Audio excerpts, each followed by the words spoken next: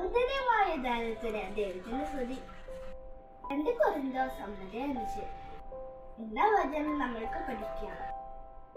എന്റെ ഹൃദയം എന്റെ തിരുഹൃദയം പോലെ ആക്കണമേ എന്ന സുഗന്ധ ജപം നമുക്ക് പഠിക്കാം. കുടുംബങ്ങളുമായി ആഹാരം പങ്കുവെക്കാം എന്ന സൽപ്രവൃത്തിയിലൂടെ നമുക്ക് ഉന്നയിച്ചെടുക്കാം. ക്രിസ്മസ് ദിനത്തിന് ഒരുങ്ങിയിരിക്കുന്ന നിങ്ങൾക്കെല്ലാവർക്കും എൻ്റെ സ്നേഹം നിറഞ്ഞ ക്രിസ്മസ് ആശംസകൾ നേരുന്നു.